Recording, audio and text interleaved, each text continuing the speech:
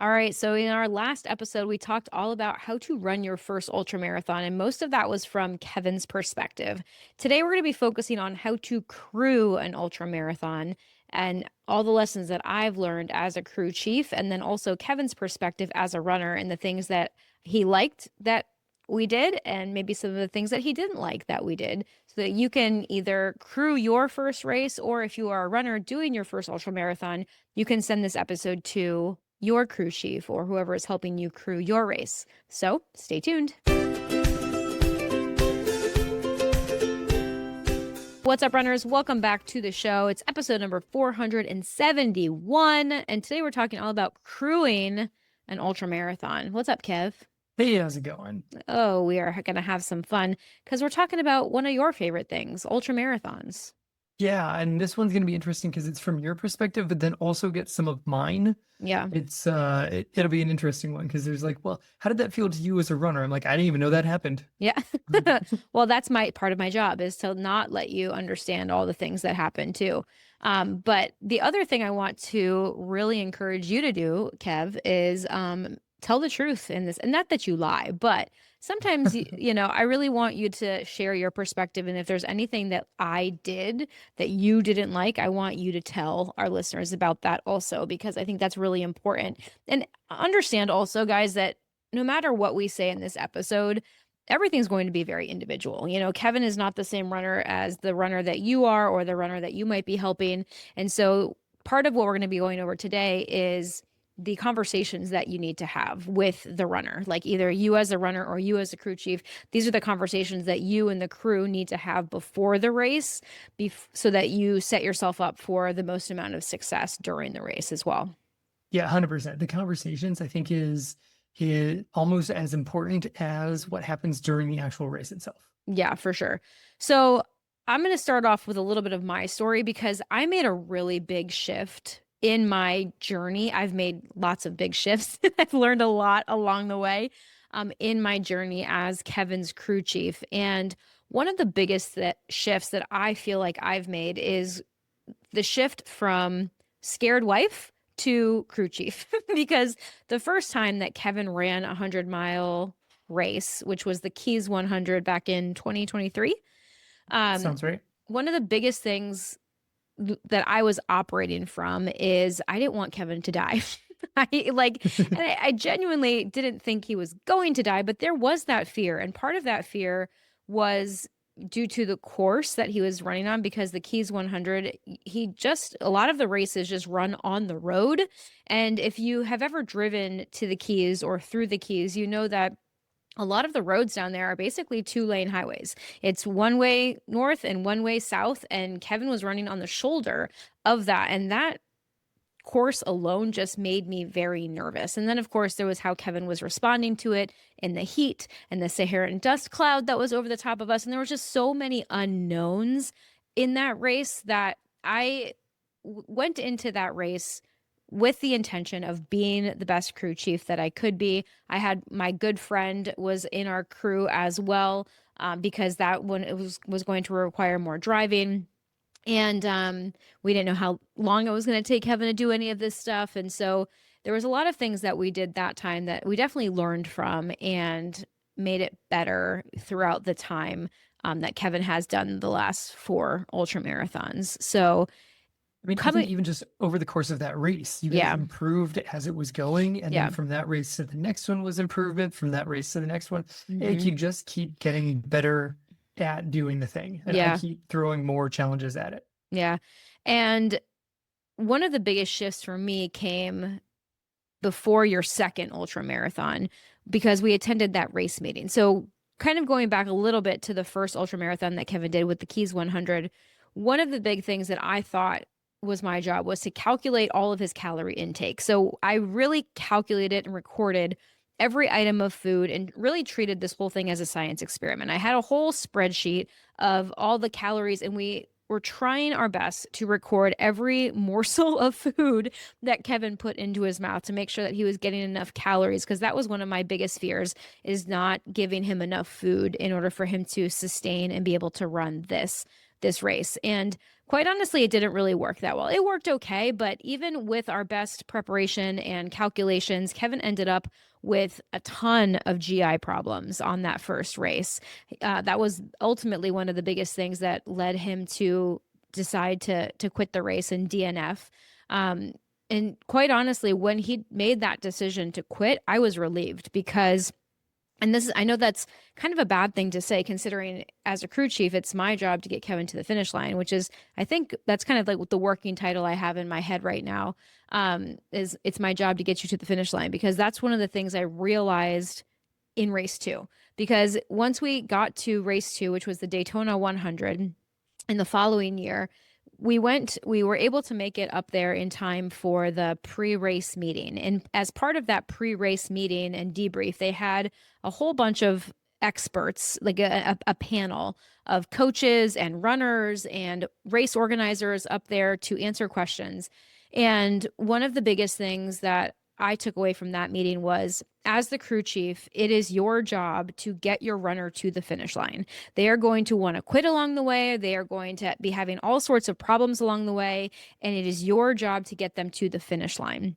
And so I came into that second race with a whole different mentality, which is one that I think we should all have if you are going to be the crew chief of the race, versus my mentality as scared wife. Oh, thank God he's done after the first one, right? Because I did push him in the first race. Like, there were times that Kevin did want to quit before he actually decided to pull the plug. And I was like, well, just go a little bit further, just go a little bit further. But um, especially at the end, because he decided to pull out of that race right before sunset.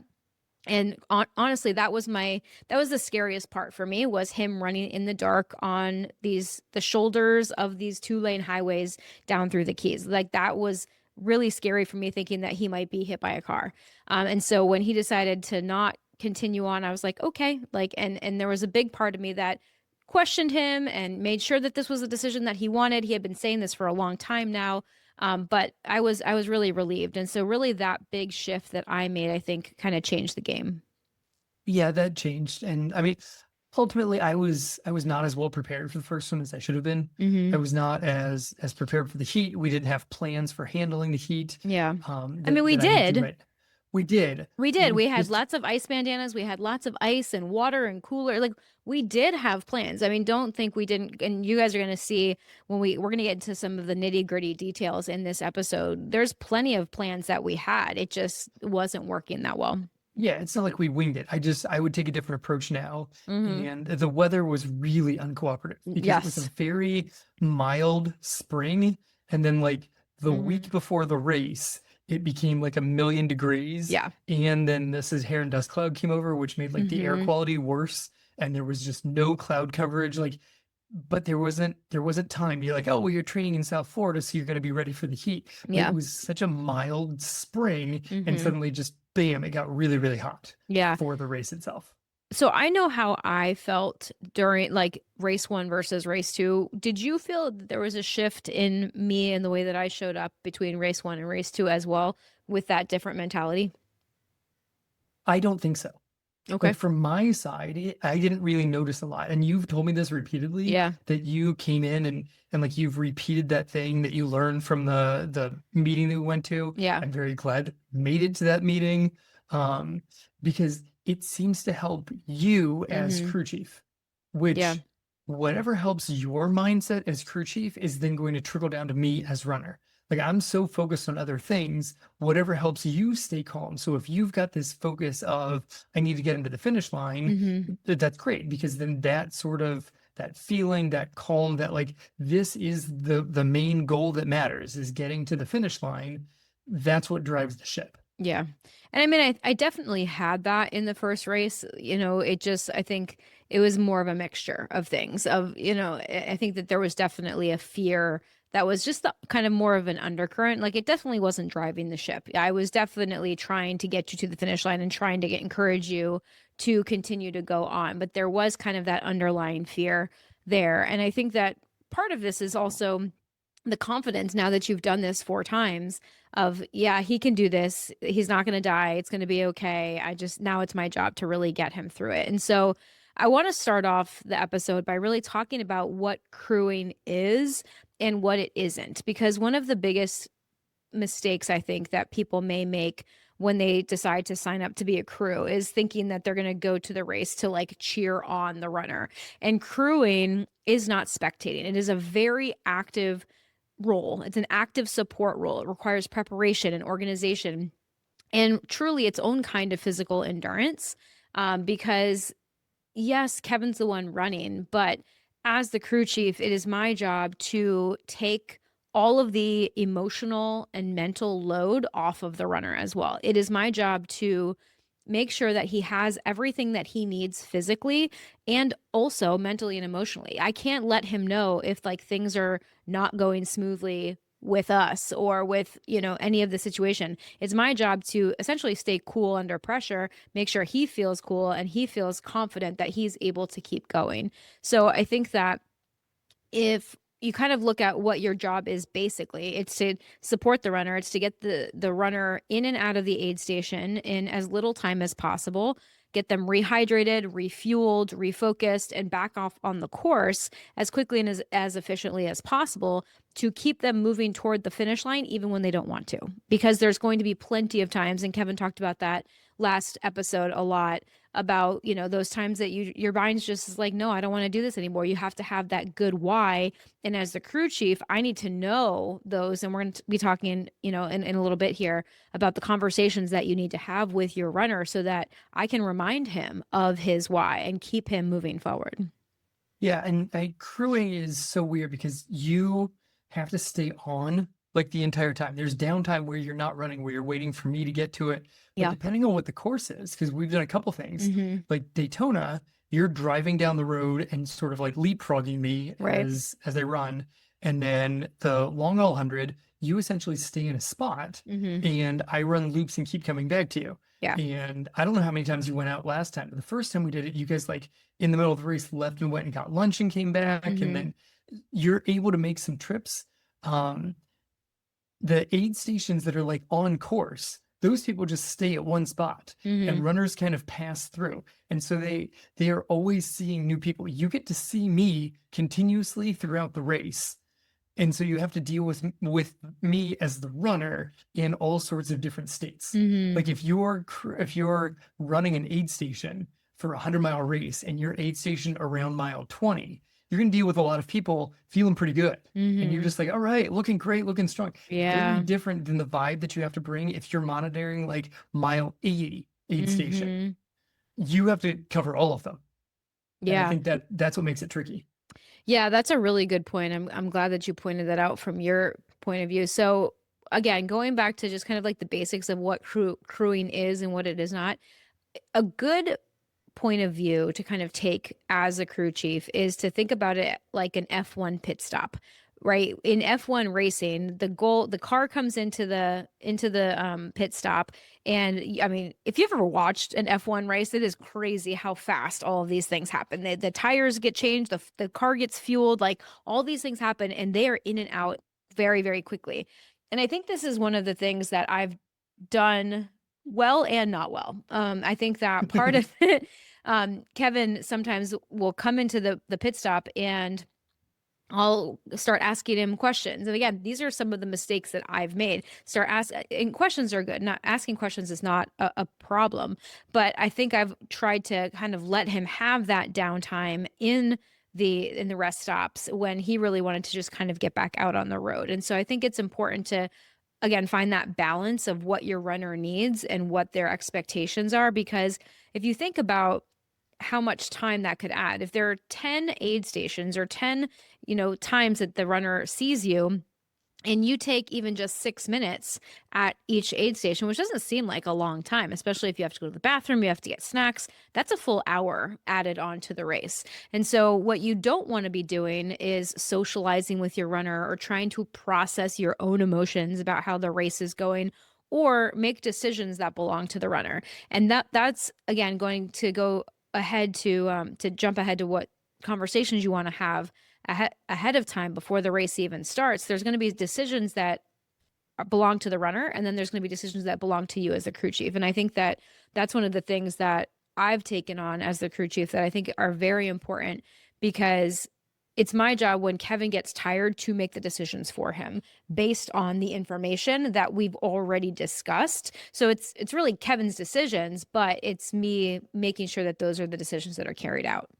Yeah, I mean, when you talk about sitting in aid station, 10 different aid stations along the way, adding an hour, for people that are trying to beat cutoffs, Yeah. an extra hour is insane. Mm-hmm. If you're hitting cutoffs by like a couple of minutes, Yeah. and those times just keep adding up. So, well, there is stuff that needs to happen at an aid station, and you can't rush it because you don't want everything to feel like crazy. Mm-hmm. You talk about like the F1 pit stop. If you look at the driver, they just sit there and calm and take a couple of breaths. The people changing tires around them are flying every direction, but the driver is just sitting there calmly waiting for someone to say hit the gas pedal again. Yeah. And as the person running, that's all you want. Like, it is not time to have a little chat about other things that are happening in the race. I don't have the mental bandwidth to have that conversation. Yeah. If I've tried before. So believe me, this is like, I'm like, hey, because he goes out and runs and I haven't seen him for 4 hours. I'm like, how's it going? Like that's not really the conversation he wants to have, especially if the answer is not well. Yeah. There are conversations that needs to happen, but they need to be productive conversations. Right. Like every bit of the pit stop has to have a point and a purpose. And that purpose might be you're going to relax for like 3 minutes. Maybe that's what it is. Yeah. And then you could socialize. Like if you know, hey, no, we just need some downtime. We need to cool you down a little bit. Then it's fine to socialize. If that's not the process, then it needs to be efficient and out of there. Yeah. So this is a really interesting perspective because the crew for all of Kevin's ultra marathons have been me and our 2 daughters. And then, like I said, the first race, I did bring one friend along because I wasn't sure how I was going to respond as the crew chief, if I needed a backup driver. That was a big piece of it too. And then the last 3 races we've done just the 3 of us, or just the 4 of us, the total, Kevin plus me and our 2 girls. And so our girls have gotten older, obviously, over the last couple of years. And they've also started to understand it more, because when we started this whole process, they were younger and they were just happy to see dad. And so it was me really trying to manage what was going on with Kevin and also make sure that the girls were helping enough, but also not taking up too much of like Kevin's emotional energy either, even though they were so excited to see him, and also making sure that they weren't upset that daddy didn't stay longer, or that dad didn't talk to them, or that dad seemed annoyed, or is dad mad at me? And it's like, no, none of that is true. And so crewing with kids can be an interesting journey. I don't know if any of you have tried it or are thinking about it. I can talk. I don't really have much planned in this episode for that specific thing, but maybe I can create some more content about that if there's enough interest. But it's very interesting from the running side. Like if your goal is in and out, you got to prep the kids. Yeah. That you're going to see dad, you're going to high five him, and then he's on his way. And in that case, the kids are not really doing much of the crew process. Right. Well, when they were younger, your first race was 2023. And so our girls were, let's see, 11 was our youngest. She was 10 because it was before her birthday that year. So she was 10. And so it was like a 10-year-old and a 13-year-old, or a 12-year-old. And so they were much more in the cheerleading role when they were that age. And now that they are older, like your last 100, they are much more helpful. And I assign roles and duties based on what part of the race it is. And so I kind of know what they can and can't take on. And as long as I give them a job, then they're good to go. And that's really the job of the crew chief, no matter if you're doing this with kids or with other adults. The job of the crew chief is to make sure you have the full picture. You are essentially the CEO of the race. You need to have the full picture, and you need to be able to designate and delegate and just give all the people that are involved their own roles. And maybe that's you. Maybe you are the sole crew of that race, because like lots of people have one person that is their crew that is helping them through that race. But if you have multiple people, it's also your job to manage and delegate to make sure that every single person knows their job. Yeah, no, that's a brilliant way of putting it. The crew chief is the CEO of the race. Yeah. The runner's not. No. Like the runner is strapping a number, and then the runner is the talent. But they are 100% not CEO of it. No. Their job is not delegating. Maybe you have like a pre-race meeting and Mhm. they're helping some delegation during that time, but mainly the runner's job is to make sure that they've got a crew chief who is capable of handling the delegation Yeah. and not mainly worried about you not dying out on the course. Yeah. So let's talk about where we start. We always start before race day, well in advance. So the planning phase is one of the ways that the crew chief needs to really take a leadership role here. And I will be honest, I have not always taken this leadership role in the way that I need to. I've left a lot of the planning phase in the past up to Kevin and just kind of expected him to plan a lot of it and then just kind of let me know what he wanted me to do. And moving Which could forward be fine could be fine. if And we have a better conversation about it. But right. sometimes you let me do the planning and I think that you're going to do the planning. And then it's like 2 days before and we're like, Mhm. oh, no one planned this. Yeah. And that can leave some holes. And so I think that that needs to be the first part of the conversation is who's doing the planning, but the crew chief needs to be on top of all of it. And so one of the really good things to do is to read the race packet completely. So every race is different. Every race has different rules. Just in the few races that Kevin has done, the first two races were road ultra marathons. So like he mentioned, I was in my car. We had all of his gear in my car and it was a point to point race. Both of them were point to point races. So he started in one place and just ran 100 miles down the road until we got to the finish line. And so I would essentially leapfrog him down the course. So I would drive to a point, I would stop, he would get whatever he needed, and then we'd drive and we meet him at the next place.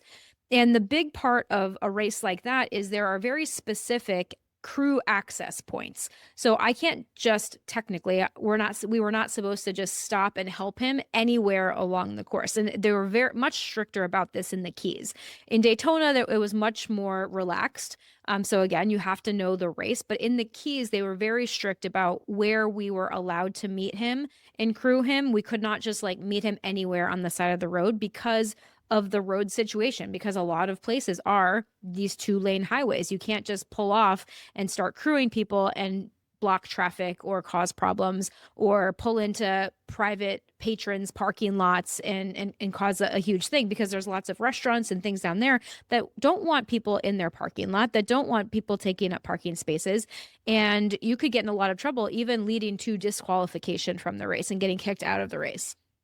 Yeah, I mean that is critical that both the runner and crew chief knows the rules Yeah. and is fully prepared for anybody else on the crew Mm-hmm. to let them know you cannot do that. Right. You are going to get the runner disqualified. Yeah. And if the goal is to get the runner to the finish line, getting the runner disqualified while they're out there Mm-hmm. and they're just going down the road, they're doing everything right, and they show up at the next aid station. You don't want to be the crew chief to say, hey, you're disqualified because we screwed something up. Yeah, no, not a good thing. So it's read the race packet ahead of time, understand where you are allowed to meet your runner and where you are not allowed to meet your runner, understand where you're allowed to have drop bags, um, what kind of equipment is required. So in Kevin's road races, he was required to have reflective gear on after sunset, and a headlamp after sunset, so anytime it was dark, there were certain things. And also the pacers had to have that same thing too. The pacers had to have reflective gear and headlamps. So understand what kind of equipment is required by the course so that your runner does not get disqualified. And then since we are talking about pacing, it's important to understand pacing rules, because pacers, depending on the race, are allowed to join at different points in time. Some races, pacers are not allowed to help the runner at all for the first half of the race, and they're allowed to jump in at mile 50 or halfway through the race, wherever that might be, unless you're over a certain age. Like, so I know that the long haul, the last race you ran, you weren't allowed to have a pacer for the first part of the race unless you were, I think it was over age 60. If you were over a certain age, you were allowed to have a pacer with you the whole time. So there are specific rules about when you can use a pacer, when you can't use a pacer, when the pacer, or whether or not the pacer is allowed to carry gear for the runner. That's called muling, or if the runner has to carry all of his or her gear themselves. So that's really important as well. Yeah, most races you're not allowed to mule. That is Yeah. because it's really, it's on the runner to run. And Yeah. I mean, let's not get into pacing too much, but that's kind of a big push inside of like Hmm. the elite level right now, of whether pacers are like essentially cheating, because Yeah. there's a lot of races in Europe that don't allow pacers at all, and Hmm. there's a lot of races, most races in the US that allow pacing, and it's just a very different feel of Hmm. whether you're heading out kind of solo Yeah. on all the running legs, or whether you're allowed to have a friend help you Hmm. along. Yeah, which is a great, I mean, it's a huge advantage. And also understand that pacers, for a lot of races, they need to register before the race in order to qualify and be eligible to be a pacer. It's also important to know the cutoff times at every aid station because, and this is one of the things that honestly I've never had to worry about because Kevin is so fast. He's always been at the top of the race. But if you are working with a runner, or if you are a runner that thinks that you might be getting close to the cutoff times, or you're not sure if you're going to be able to finish in the cutoff times, understand that there is a cutoff time for the race itself. And then there are also cutoff times along the way. So a lot of these races have, you have to make it to this mile marker or this aid station by this certain time. And if you don't make it, then you're pulled and you're not allowed to continue the race. And so, as a crew chief, it is important for you to be tracking this and making sure that your runner is making it to the aid stations on time. And when you get to an aid station where they will be cutting runners, the other volunteers at the aid station will also be aware of this. Hmm. But most of the cutoff is the time that you need to leave the aid station, not the time you Hmm. need to come in. Okay. So as crew chief, if your runner shows up and you're like, oh, you're good, you've got plenty of time, and that plenty of time is 4 minutes, that means you have 4 minutes at that aid station and they Yeah. have to be out. Hmm. It's usually not the time entering, it's usually the time leaving the aid station. So make sure you are aware of what the cutoff actually means. Yeah. So after you read the race packet fully, and you understand the rules, now it's time to have the pre-race conversation. And this is the most important thing that you will do as the crew and as the runner, because every runner is different. So you have to really understand your runner's preferences. You have to understand the why. What is your runner's why, which we talked about in the last episode. Um, there are lots of questions, and I'm going to list some right now of things that you are going to want to talk about. And I think that I'll make another PDF that we can put in the show notes here to download as kind of like a crew chief checklist as well, because I think these are really, really important conversations that will save you a ton of stress and questioning on race day, as long as you have these questions or these conversations ahead of time. So number one would be, what do you want me to say if you tell me that you want to drop out of the race? It's important to have this conversation first, not at mile 75 when every bone in his body is screaming at him to stop. Emotions are high. Like, that's not when you want to be making this decision, right? Like, yes, it is still Kevin's decision. Like when Kevin decided at mile 65 of the Keys 100 that he did not want to continue on, like we did have this conversation, and we did have a conversation ahead of time, and I could tell based on the answers that he was giving me that he was done, right? Like when we had that conversation earlier, when he was talking about it at like mile 50 not wanting to continue, there was more leeway.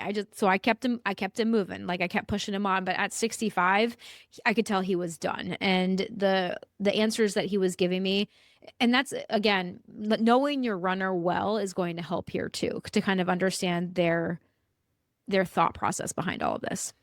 Yeah, there's things that you can say to your runner. You have to have the conversation, Mhm. and you have to force the conversation, because your runner, in all likelihood, is not going to want to have that. Yeah. Like, what do you want me to say if you want to drop? And the runner may, because I know that I was there, of like, no, no, no, we're not having a conversation about me wanting to drop. I'm not going to want to drop. I'm making it to the finish line. Yeah. No, 100%. You are going to want to stop doing this thing.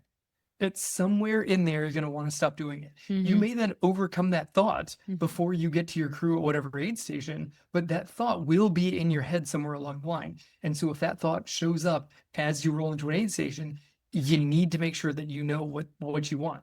Like, Mhm. is there a song that's going to get you back? Is there like a knowing your why? Are you digging into that?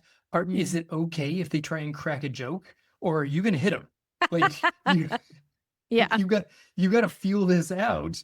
And then just because I'm like, hey, this is what I want you to say. Like, if I told you, just keep things light, give me some jokes, any humor, and Mhm. you see me come in and you're like, oh, humor is not going to be the approach here. Like, you knowing your runner a little bit Yeah. is super helpful. Yeah. Yeah. And that kind of like takes us to the next question of like, how do you want me to handle it if your mood is bad? Do you want me to push you? Do you want me to give you space? Do you want me to tell you a joke? Or is there another way that you want, like, because in all likelihood, and this is one of the things we talked about last episode, there's going to be points in the runner's training where they hit these low points, where they have bad runs. Maybe they're going out for these long runs or these double back-to-back types of runs, and they're exhausted and they're tired and they're not in a good mood. Like, what helped you get through those and keep going in those training runs that you found that worked for you, and what did not work for you in your training? Like, what do you think is going to be a good strategy for me to use to help you when you're in a bad mood? Which is why, as a runner, you need to actually do those things and then think about what helped you through those low points. Yeah. Or think about, man, I'm really just gritting my teeth to get through this. I wish I had. Can your crew chief provide that? Can your crew chief answer that wish? Yeah. Because I think Daytona that you guys showed up with a Slurpee. I think no, I think that was the Keys. I don't know, but Or maybe whichever race that Daytona. was, Yeah. I think that I'm almost positive that was Daytona. No, I think it That was got I'm pretty sure that was the Keys because well, we'll have to go back and look maybe because I have a video of it. But yeah. that was definitely a place where I was like, he needs to be cooler. Like we need to get his body temperature down and we need to get some calories and some sugar and carbs into him. I was like, And I it think was a a Slurpee. surprise. It was an Yeah. amazing surprise that just showed up and was Yeah. like, oh, that's phenomenal. So Hmm. you can have these conversations, but sometimes the little surprises of like, yeah, this should work. And then, but with the possibility of you showing up with that Slurpee and my being like, not a chance. There's Hmm. zero chance. And then accepting that that's going to be okay. Yeah. And one of the cool things that we did in the Slurpee incident too was we had our daughter deliver it to you and walk with you while you drank the Slurpee. So you kind of got it. It helped pull you out of your own head too, because Yes. you are a very selfless person in general. And so you didn't want to be a jackass to your like 13-year-old daughter that was there. And so you were then kind of cracking jokes and making the mood lighter. So just her being there, giving you this Slurpee and walking with you while you drank it was able to lighten your mood as well. Yeah. And I mean, I have run my best anytime that I say I stay happy and light and Hmm. joking and Yeah. any aid station, anytime on these multi-loop courses where you're Hmm. seeing other runners at different legs on their loops and whatnot, I'm usually a very kind person. And then sometimes I'm just grumpy when I roll into aid station Yeah. with you Well, because because I'm the safe space. yeah. Yeah. Like, I'm going to be able to take it and it's okay. I mean, I guess that jumps to like one of the other things, which I have somewhere else down lower in our document, which is like, don't take it personally, right? Like, understand that whatever happens on race day is not about you as the crew chief. But that's more when we talk about race day. Okay. Going back to our pre-race conversation. Okay. What do you want me to say if you're in a bad mood? What do you want me to say if you want to drop out of the race? What are your non-negotiables at every aid station, right? Like, are there certain things? So, like Kevin, every time he came to the aid station, he would want us to refill the water. We would refill his water bottle with Scratch. We would put a new energy chews in his handheld. Like, there were certain things that we just did every time we saw him. We would take his trash, etc. Right. And so I think having that plan, understanding that the plan is always flexible. Like the plan, no, you never know what's going to happen on race day. So the plan is always flexible, but there needs to be some things like if there are any non-negotiables, like so sunscreen was one. During this part of the day and this part of the day, like we are putting sunscreen on you. It doesn't matter if you don't want it. That's Yep. a non-negotiable, right? Because burning, getting a sunburn in the middle of a 100-mile race is not a good idea, and that is going to make your body be working even harder. Terrible idea, right? um Another good question. What foods do you know that you can tolerate is like deep into a race, right? Because what you're able to tolerate and eat at the beginning of a race is not going to likely be the same when you're at mile 80 or 90 of the race. So like what have you practiced in your training that would maybe be better at the beginning of the race? And then what do you know that even if I don't want to eat anything, I can still take this thing down? Yeah, because ultimately you have to keep getting calories in. Mhm. And if you're like, all right, I don't want to do anything, and you're like, okay, then just eat this. Mhm. And it's that matter of fact from the crew, from your Yep. crew chief, Yep. is if you're coming in with I can't eat anything, the crew chief needs to be like, okay, then your option is eating this. Mhm. And there's no thinking involved in that. Right. That's why that question's super important. Yep. Um, What does a good aid station stop look like for you? Do you wanna be fast in and out? Do you need a few minutes? Do you wanna sit down? Do you wanna like, sit, like, on the ground and do some stretching? Like, what does that aid station stop look like? yeah, because which I think is connected to the next one. What mood are you trying to carry through the day? Mhm. Like, it's not gonna be perfectly level, but I think that the less crazy highs and crazy lows you can have, the Yeah. better. Some people live off the hype. Like, I've seen people come into aid stations Mhm. and their crew has, like, music Yeah. blasting and everybody's cheering and high fives and whatnot. Mhm. Some people want that. Other Mhm. people, you come in and you get that, and then you have to leave and you don't see more crew stuff for another hour, 2 hours, 3 hours. Yeah. You're immediately going to fall off that cliff of emotional Mhm. high. So you got to decide, like, what is it that you want? Like, do you want your crew hyping you up and then you're going to roll into some like pump up music and keep the high going? Or do you want that steady, even keel from your crew? You got to Mhm. have that conversation ahead of time. Yeah, and most of the time for us, it's pretty even. Like Kevin comes, he rolls in, and we're like, "Yay, you did another loop!" Or it's like there's a mini celebration, but it's not like, "Oh yeah, heck yeah!" But there's some of those guys that I've seen at the aid stations that are like, "F yeah, da da da," like they're all that bro energy, which is not really us. It's not really me. Like I could do it, but the amount of effort to bring that Yeah, no. energy would just wreck me for the next loop. Right, exactly. Um, what kinds of words or music or people give you energy when you're at a low point? That's a great question to ask because there's going to be low points in the race. What is the best way that your runner wants to handle those things? Like Kevin had specific songs that he liked to listen to when he was kind of getting to a low point. There were some loops that he wanted his headphones and some loops he did not want his headphones. He did not want that extra thing on his head, right? So there were options for him. Yeah, and then these questions all ultimately kind of build to the crew document. Mhm. Like it covers everything. And as you point out, it should be printed. And every member of the crew needs to know what is happening with this. Mhm. You might want a couple of versions of this because while crewing, things can spill. So you might want some. You might want some multiple documents of this. And it has the answers to all the questions so Mhm. that you know all the basic foundations, but it also has what's going to happen, where are the aid stations all the time. Everything that we've Yeah. talked about is on here. So things that would be included in this should include responsibilities by person broken down if there are multiple people in the crew.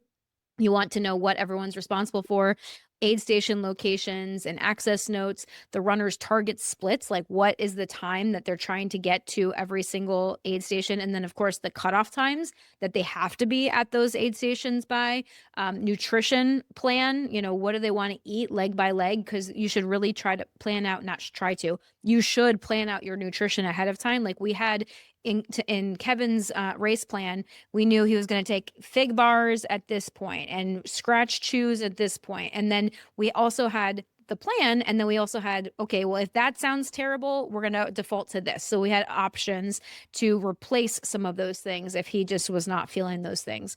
The gear plan leg by leg. When do they want to change socks? When do they want to change shoes or shorts or shirts? Like, do they want to change their clothes at all? Or not if they have to. If there are any pacer assignments, start points, contact information for every crew member. The thing that you have to understand, and the reason we say to print this is depending on the race, there are a lot of these races, a lot of ultra marathons are like out in the middle of parks or in mountains where there's terrible cell service. I know that the long haul that Kevin did, there are some places I was like walking around trying to find some cell service because I was trying to post updates on Instagram, which everyone loved.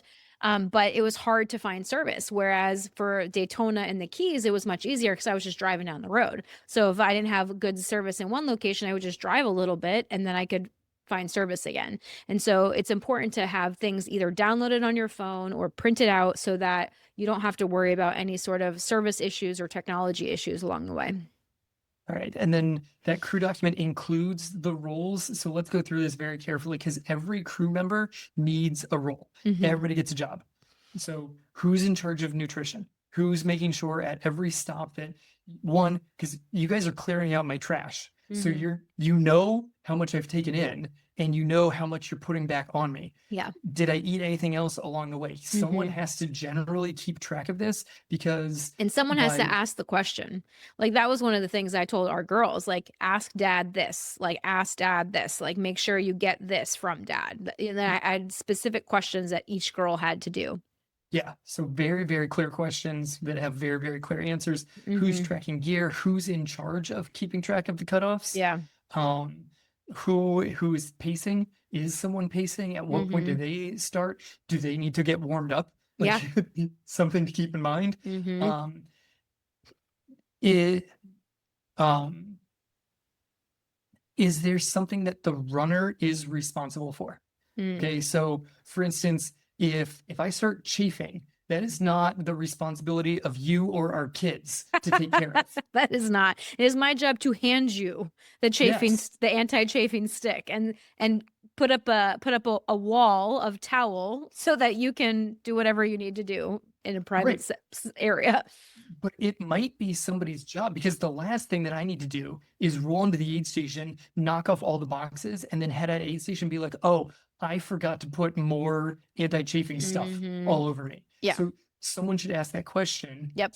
Do you need this? Even if that's entirely my responsibility of applying, someone needs to ask the question to make sure that everything gets taken care of that can be done at an aid station. Yeah. And so one of the things that we did is we had essentially a little mini checklist that we used every time we saw Kevin. And so it was like sunscreen, anti-chafing, water, scratch. Like we had a mini checklist, and then we made sure we hit all of those things. Those were the non-negotiables to at least ask or offer.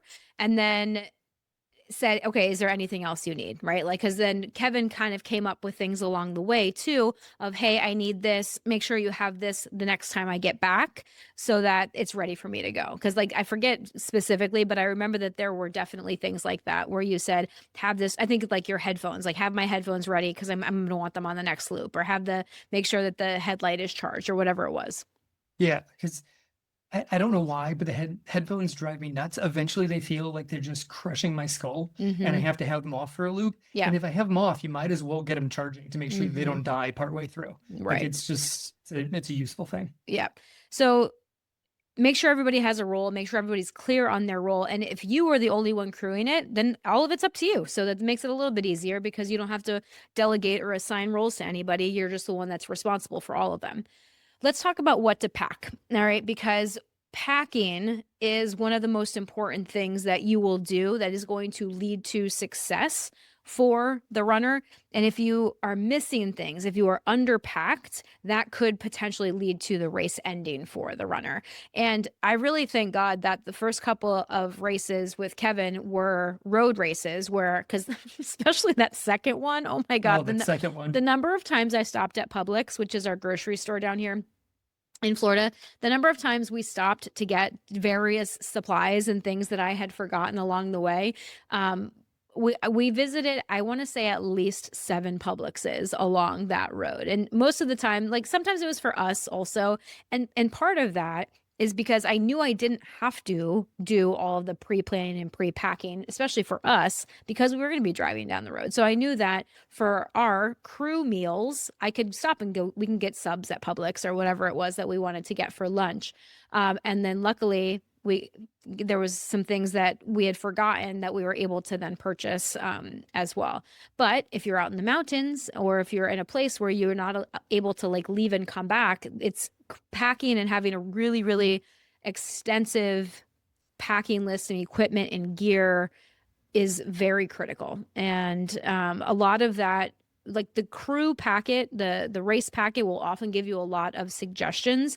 And a lot of this is you're going to also learn along the way as you continue to do races of like what you like, what you don't like, what you need, what you need to make sure you have on hand. So I'm going to go over. Also point out like this is critical, but in all likelihood, if there's anybody else who is crewing around you, if you don't have it, you can ask and they will most likely very, very willingly share. It is a Yes. wonderful community of people who want to help other people get to the finish line. I agree. I agree with that. And like you do get to kind of know the people around you, depending on what kind of race you're in. Because I mean, the first one, no, because you're just driving down the road. So I didn't really get to know anybody. But the last couple of races, the setup for the long haul is we basically parked in a parking lot or yeah, in a parking lot and just crewed out of the car. And then there were other people parked around us and we would chat with them, either the crew or the runners as they came through too. So it was fun. And like Kevin said, the ultra running community is a fantastic community of people. So some essential categories to think about for you and your runner. Nutrition. Okay. You want to make sure that you are calculating the calories needed based on pace, based on intake goals, and also giving yourself a buffer of about 20%. You want to pack a wide variety, make sure that they've trained with all of these things. Taste preferences change dramatically throughout the race. Like Kevin had a certain thing planned and like he would come into the aid station. I'd be like, here, have this. And he's like, no, that sounds disgusting. I think I'll throw up if I eat that. I'm like, okay. So then you have to have backups. So always have backups. And you want to make sure that also like if they have leftover food when they get into your aid station, you have to be very, very aware of that because that means that they're probably not taking in enough calories based on what you've calculated.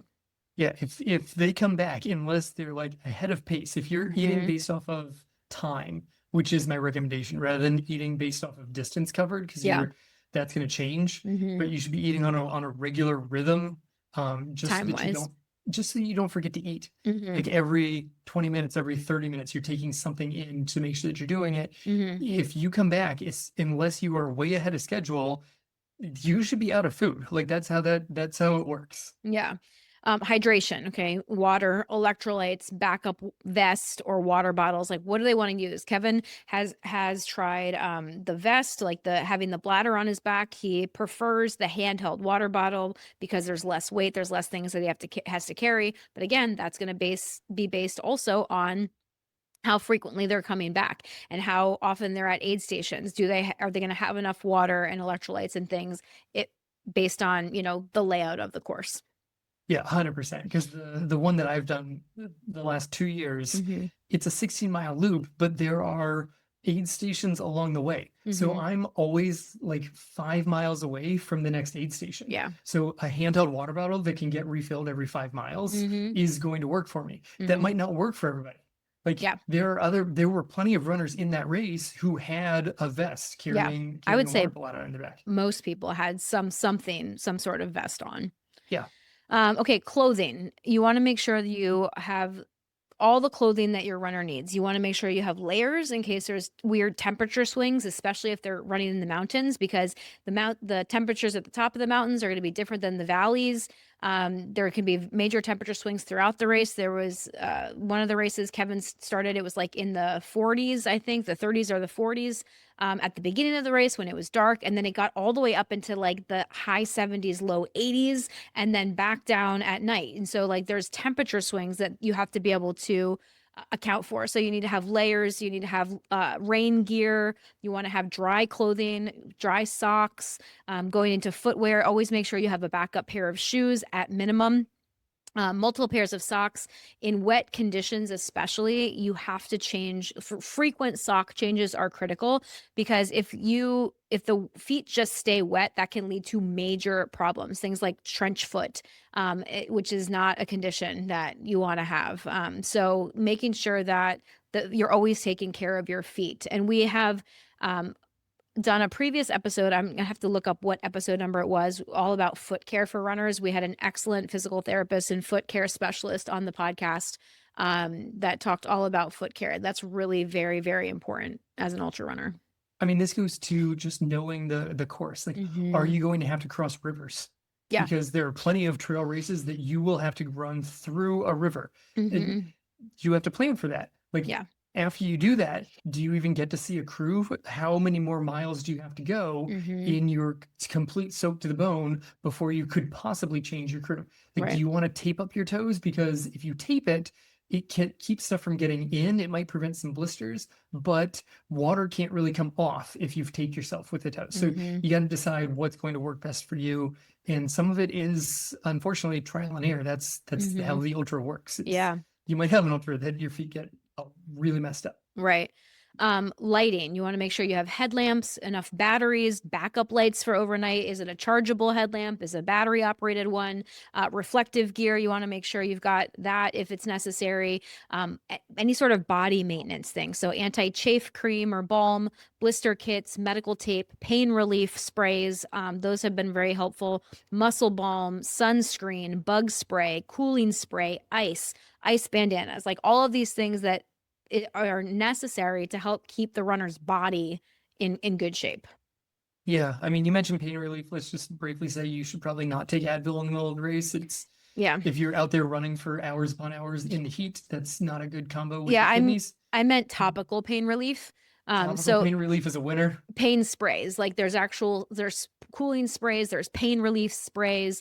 Tons of options. Yeah, lots of different options there. So yeah, I'm glad you pointed that out. I didn't mean like Advil or Tylenol or things like that, because that is typically, you want to try to avoid that.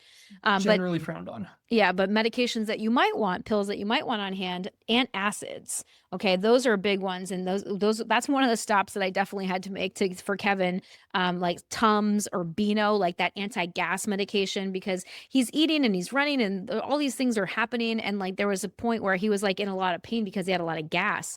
So the gas prevention is really, really was important for you.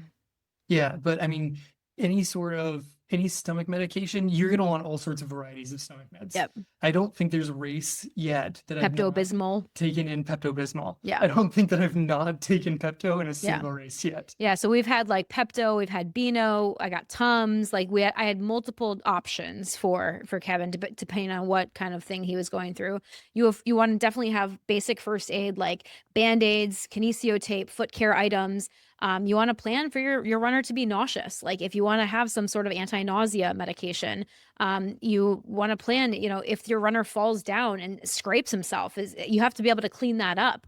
If they get blisters, you have to be able to learn how to, help try to help fix that, so like all these things are important to have on hand. And again, a lot of the aid stations for these races will have people there that are very well equipped to help out if you don't know how to do these things. But you don't want to plan on that. You don't want to depend on that. You want to have everything that you possibly can just in case.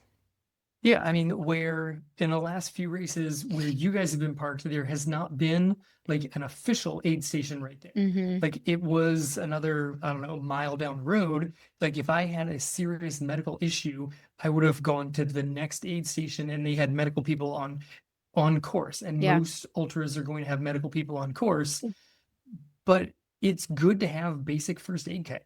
Like plan on your runner throwing up and falling down and hurting themselves.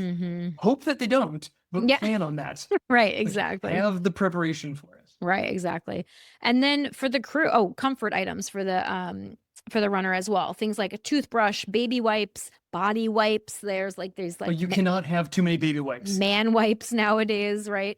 That's because they don't want to sell baby wipes to men. Yeah, toilet paper, paper towels, mints, gum to refresh. I know Courtney DeWalter is one of the best ultra running women out in the sport right now, and quite honestly ever. She likes to brush her teeth at every aid station. Just because she said it kind of freshens her up and gets her going. When you're taking in a lot of sweet gels along the way, brushing your teeth is probably a really good thing. I've offered Kevin, he's never wanted to do it before, but I think that depending on your runner, you might want to. Yeah, she uses the toothbrushes that you just put water on. They already have the toothpaste in it, and does a little swish around and off she goes. Yeah, exactly. And then for the crew, you have to pack your own stuff. Like all that stuff I just talked about was for the runner. So as a crew, like you have to have your own survival as well. You need to have your own food, your own layers, phone chargers, a map, cash, first aid. Like there's going to be downtime that you have in between stations.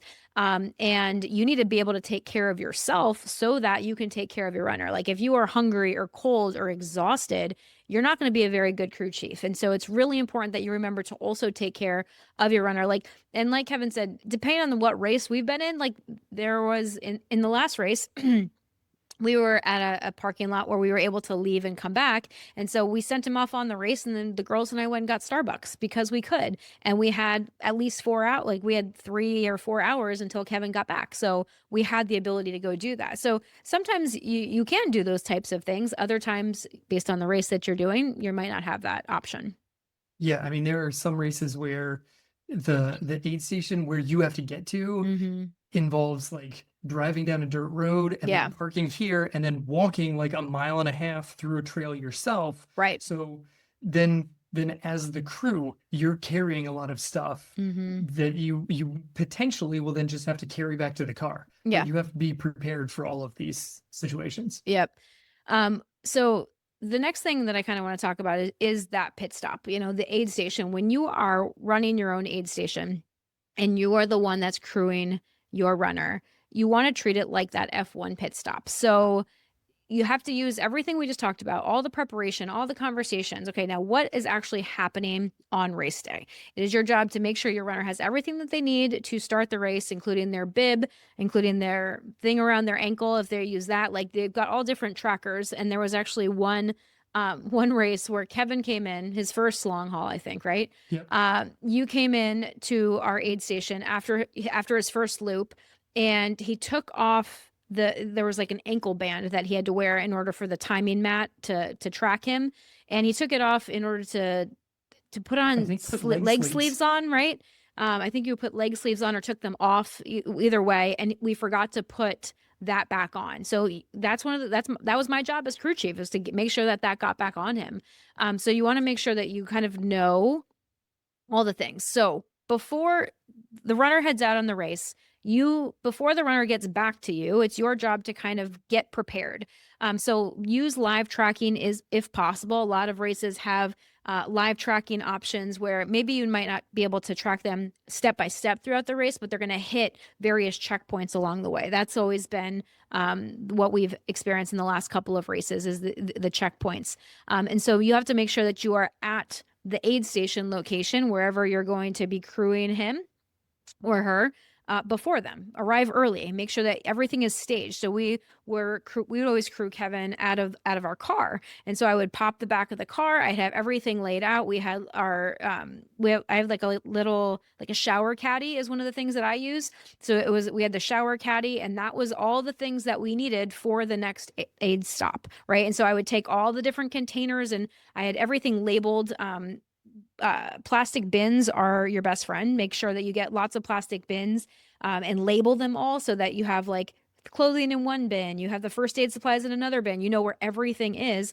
And then what I do ahead of time before Kevin gets back to me is I take everything that I might need for that aid station, and I put it into the shower caddy so that I have my little checklist. And then of course, if he needs something that I wasn't expecting, I can always go. And since I have labels on everything, I know where everything is. Yeah, so then when your runner rolls in, there should be a planned order of operations. Order of operations. Again, like think of the pit stop. There is a reason why the guy immediately comes out and starts throwing gas in the tank before anybody else starts moving. That is a big, heavy tube, and it's got to be there because it's the slowest process. And then the guy comes out and starts doing the tires. Yeah. You do them in the wrong order, and someone's getting gasoline poured all over them. So you need an order of operations that works. One, hydration. Immediately get fluids into the runner's hands, and then get food into them. Hand it to them. This is what you are going to eat right now. Trash is coming out of them. New nutrition is coming into them. Before anything else happens, before you even start chatting with the runner, get hydration into them and start loading their nutrition. And then, to me, and ideally you have like a couple of people in your crew. At this point, you can start listening to the runner. Because it's possible that they've been waiting an hour to tell you something. Yeah. That they need this thing, that something's going wrong, that something needs to get switched out. Yeah. So you need to make sure that you've got that. But before anything happens, they need to start the rehydration. To Yes. me, that's the order. Yeah, for sure. Because getting them the food and the water that they need, or the hydration that they need in the aid station, is important. Because Kevin, one of the things that we would do with him is, we learned from his first race that he needs just regular water without electrolytes also. And so he would come, but he wanted to take electrolyte, a sports drink with him in his handheld whenever he went out, because he wanted the calories in the electrolytes. And so when he got into the aid station, we would have him pound a regular water first, so he could drink as much water while he was there with us. And then there were certain times, like a protein shake was one of the things that he has had in the last couple of races. And so he would drink that whole protein shake while he was there in the aid station with us, because he didn't want to take that with him. And so, like, get that to him as quickly as possible, so that he has as much time as possible to take that down while you're kind of doing other things. So food is first. Check in with the runner. So I always did a body check. I'm like, how are you feeling? How are your feet? Like, we did kind of like a body check from head to toe, body scan to see how he was doing. A gear check to see if he check the headlamp, does he want the vest? Does he want the handheld? Does he need a clothing change, depending on what point in the race he is? The feet, do you want to change your shoes? Do you want to change your socks? Like, how's everything going there? And then get him out the door, like, have that checklist where you're getting the food, the hydration, the body check in. Mobility is definitely going to be the new thing that we're doing. I suggested it last time, but he had never practiced it. He didn't want to do it last time, but he is on board with me this time, right, Kev? Yes, I am. Like, getting him in the aid station and doing his mobility exercises, getting those hips opened up, any stretching that he might need to do, and then getting him out and on his way. Yeah. I mean, it's a fairly concise list, and you may not have seen this person for a while, and they're doing this amazing run through the mountains or whatnot. So you probably want to ask them questions about what just happened. Absolutely.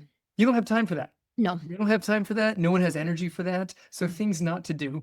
One, chat about what just went on. Yeah. Like, the only reason you're asking them about what just happened is in case they need to change gear, to change shoes, to change a shirt. Yeah. That's the only reason you're asking. Like, that's all it is. Another big one, don't ask open-ended questions.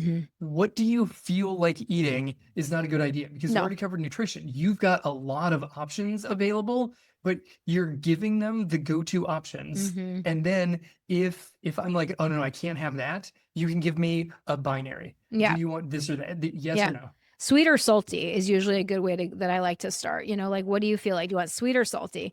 And you're like, salty for sure. I've said, okay, potato chips or pretzels, like, so that it's two options. So he can just tell me in that moment what sounds like the most palatable option. Right. Because I don't have a lot of brain capacity, but if it's just this or that, by this point, your guard is down. So you don't really have to think about it. It's really just a reflex. And you can't reflex on an open-ended question. Yeah. You can have a reflex answer on a either or. Yeah. Don't let them sit too long, because, and this is one of the things that I've learned along the way, because I've wanted Kevin to just like sit and chat with us before, like, we haven't seen you. And it's like, no, that's not what this is for, Ange. So, and he's also made the point that if I sit too long, I'm definitely not going to want to get back up. And plus, you have to remember, physically speaking, when he sits too long, everything stiffens up. So you want to try to keep him moving. That's one of the things he's said to me every single race he's ever done, is like, I got to keep moving. I got to keep moving. I'm just like, calm down. Like, you don't need and he's like pacing back and forth. And I'm like, okay, it's like, I've learned this about him now. I'm not going to fight it. But also just help to reduce the stress, right? Like, and don't share any problems, crew drama. I never told him what was going on with the kids, even though they were fighting the whole time, that that he was out running. Like, I'm not going to share any of that with him, because he needs to just keep going. He doesn't need more stress. 2 days from now. Totally. Like, oh, wait till you hear this, what was happening, then yes, share it. He'll be able to share what he was experiencing with you, and what you were experiencing with him, and it's fantastic. But yeah, don't share, or don't add stress. Like, the whole goal of the crew chief and the pit stop is to decrease any stress, minimize the amount of decisions that they have to make, get them fed, get them hydrated, and get them on his way.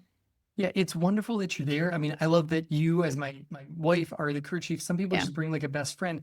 Totally. It's great that you have people who care about you Mhm.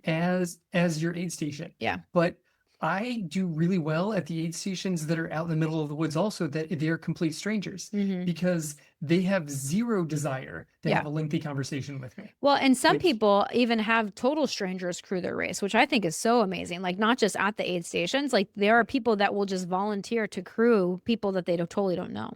yeah, I know, it's a great It community, is, isn't it really is it? amazing. So that's how you want to treat any aid station, treat it like a pit stop, have your checklist, make sure you check all of those things with your runner before they head out on their way.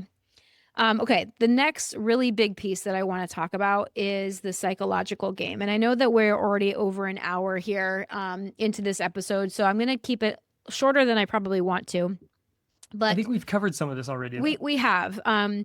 The biggest thing that I will say is don't take anything personally because that was definitely a lesson that I needed to learn throughout the process. Because it's like, oh, is he mad at me? Like, I don't need to bring marital drama into this, like, or friend drama. Like, he was going through some crazy physical challenges and dealing with his own demons. Like, that has nothing to do with me. So don't take anything personally. Your runner will not be themselves. Sleep deprivation, pain, calorie deficits, hours of physical stress. Like this is going to produce a person that you might not recognize. Like Kevin was really like I was making a joke. He was really grumpy in the last race, more than normal. And we talked about that afterwards. But there was always in the previous 3 races around that halfway point, he was just grumpy. He was like annoyed and irritable. And then when I saw him like 10 miles later, he was like happy go lucky again. Right. And so it's kind of fun. And I decided to kind of see it as a little bit of entertainment. It's like, which Kevin do we get now? Like, but it's not personal. Like, he wasn't mad at me. Like, nothing was going on. There was just a lot of other stuff. And understand that your runner might be irrational or angry or sad or weepy or withdrawn or just bizarrely euphoric and in a place that you don't really understand. Right. So, none of that, like it's just important to kind of keep a separation, right? And understand that your runner's not going to be themselves. And as fatigue accumulates, decision making also goes down. And so it's then becomes more of my job as the crew chief to make more decisions for him. Yeah, 100%. Yeah, the runner is capable of a lot of decisions early on, Yeah. and this is why you have the pre-race conversation, Mm-hmm. because it's your job to make decisions that we've already talked about. These are the decisions that likely need to get made later in the race. Yeah. And then I need you to help make those decisions for me. Mm-hmm. When your runner's coming in whatever mood it is, don't try to lean into it. Like if they come in super happy, don't try to get them happier. Yeah. If they come in super angry, don't just let them wallow in anger, Yeah. but don't like double down on it either. If they're Mm-hmm. sad, don't help them be like dig deeper into the pit of sadness. Yeah. I think to me, the crew needs to just sort of stay midline Mm-hmm. and let the runner be a little bit higher or lower, Mm-hmm. but the crew kind of helps them sort of level everything out so that Yeah. their emotions aren't going on quite as much of a roller coaster, because they're Yeah. going to go on a roller coaster anymore. So Yeah. encouraging the high to get higher or a low to get lower is not Mm-hmm. helpful. No, you want to try to bring him back to neutral is my job, is like helping with the emotional regulations, validating whatever he's experiencing, but also just like being like, okay, like there'd be times where Kevin would come in and he'd be like grumpy and angry and irritable. I'm like, okay, that's fine. Tell me about this. Tell me about this. Like keeping that like a calm tone of voice, right? So it's my body language, my tone of voice, like all of that is very important so that he knows that we're good here. Like you can be whatever, however you need to be right now. I'm good. We're good. We're going to do what we need to do and we're going to get you on your way, right? Because you don't want to be adding to his stress at all. It's possible if you stay nice and calm that your runner will realize they're being an ass and may recover. It's also entirely possible they won't and they will leave angry, but they may be fine next time you see them. So. Yeah. Yeah. Yeah. Again, going back to that pre-race conversation, always knowing what they want to do, like ahead of time, and giving them the least number of choices possible in that moment, right? So if they want to, and then this kind of goes to if they want to drop out of the race. I think that that's a really important thing to talk about too. If they want to drop out of the race, I have never let Kevin drop out the first time he says it. So if he wants, Oh if he God, I says, wouldn't have finished a race. no, if he said he wants to drop, I'm like, okay, like to give him one of the techniques that I use is just give him the next task that he has to do. Well, okay, I just need you to get to the next aid station. It's only a mile away. You can do one more mile, right? Like I break it down. Like there was one point in the Keys where around mile 50 at 47, I was like, okay, no, all you have to do is 2 more miles. You can do 2 miles, right? And he's like, yeah, I can do 2 miles, but I can't do 50 more. I said, we're not thinking about that right now. I'm going to see you in 2 miles. Okay. Just get to me. That's all I need you to focus on right now. And then we'll figure it out from there. And so really helping to break up that race for them mentally, because he's going to want to like, be like, I can't do this. I can't do this. Right.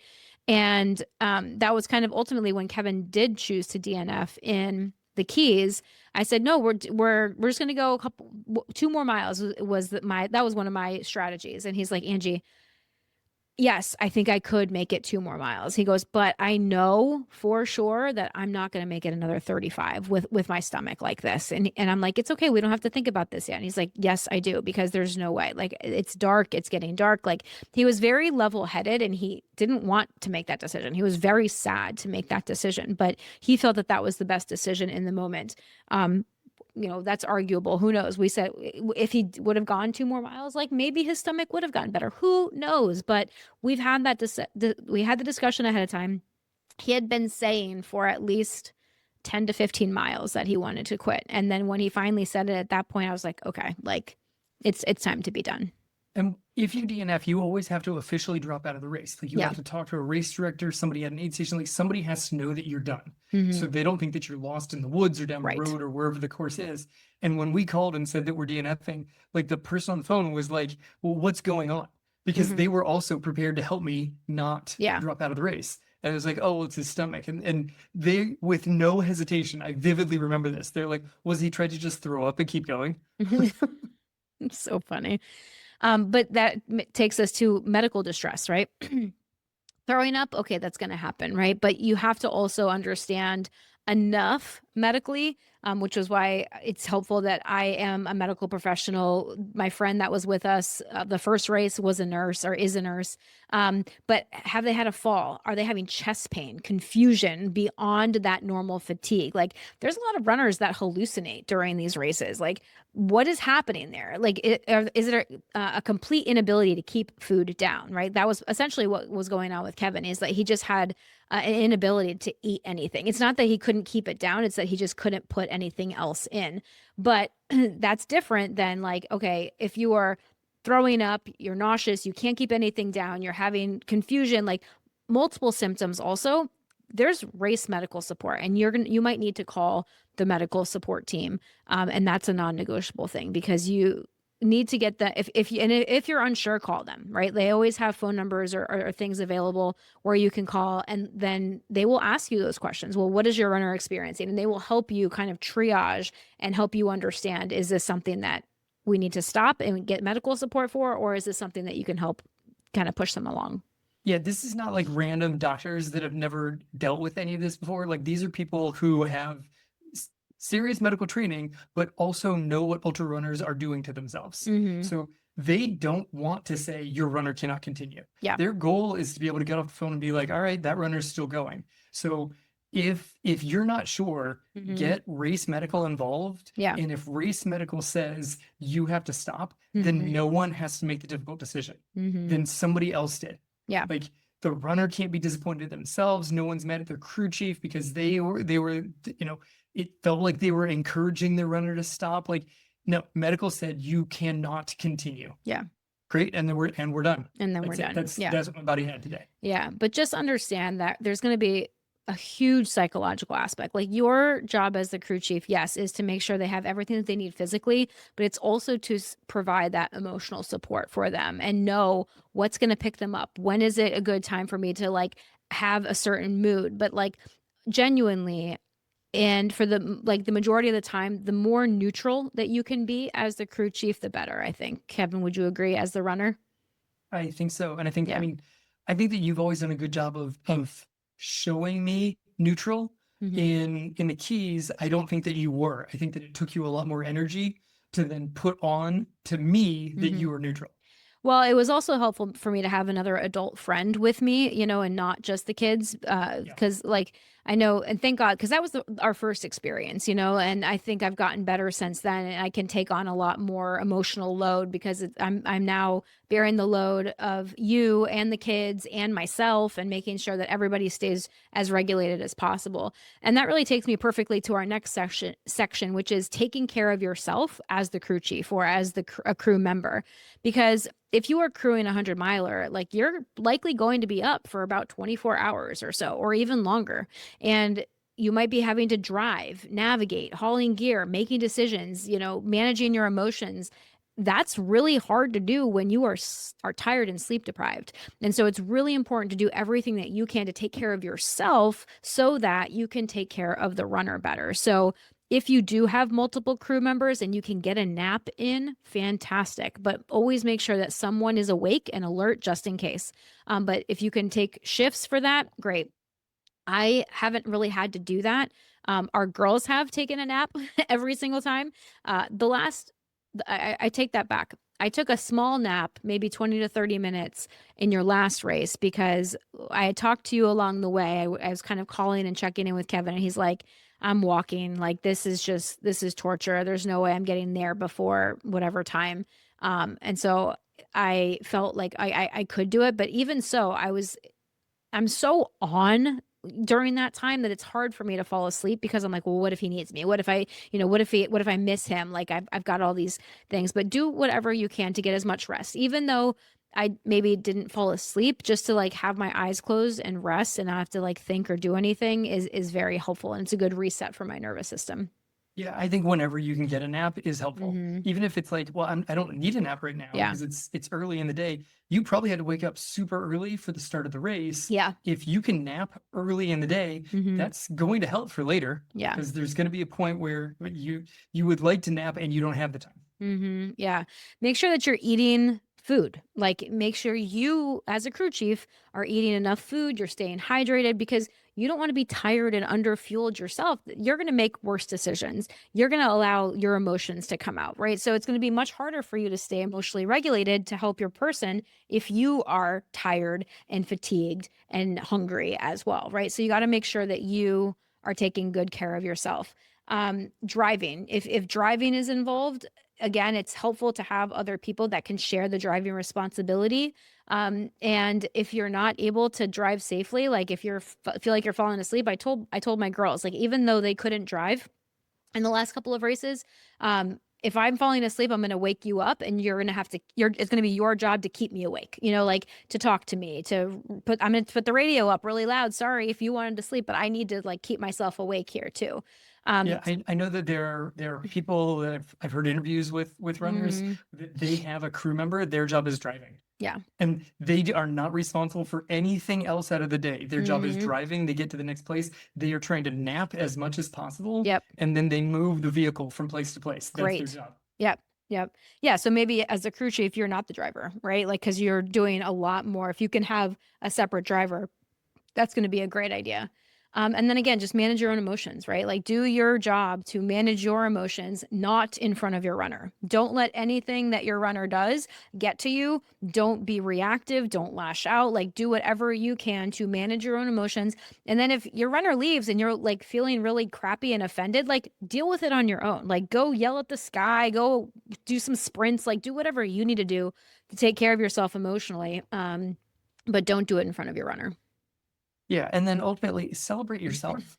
Like, hopefully your runner celebrates you. Like, I know I've said this at the end of every race, there's no way that I'm making it to the finish line without you guys as my crew. Like, I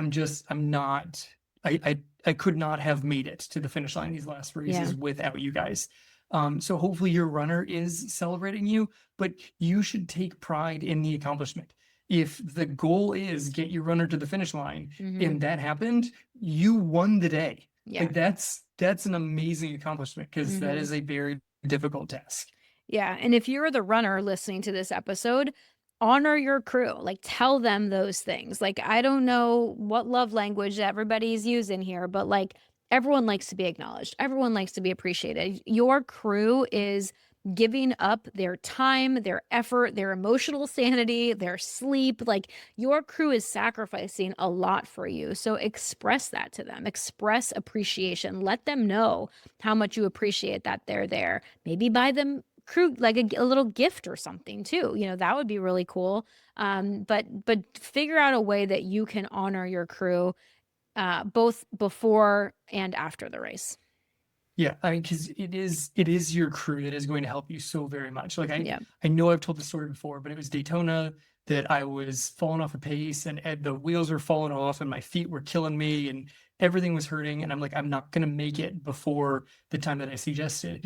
And you just told me that's okay. We're gonna be here whenever you get to the finish line. And that is what I needed. And without that statement, I don't know if I would have made it all the way to it, because I was starting to spiral. And you said, it doesn't matter when you get there, we're going to be there.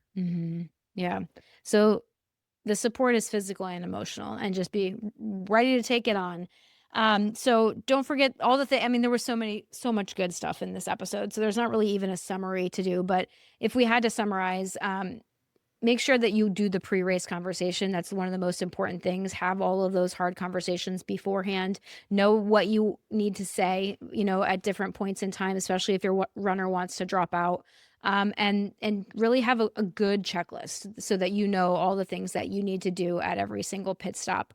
But we are going to be making, I think there's just so much good information between this one and the last one episode that I'm going to be making a download for you guys so that you can have a checklist, because I think that would be super helpful. So check out the show notes and get that checklist after you listen to this episode. Kev, Excellent. Anything you want to leave us with? No, I got to sign up for another ultra so we can keep the content coming. Yeah. Oh, gosh, Lord have mercy.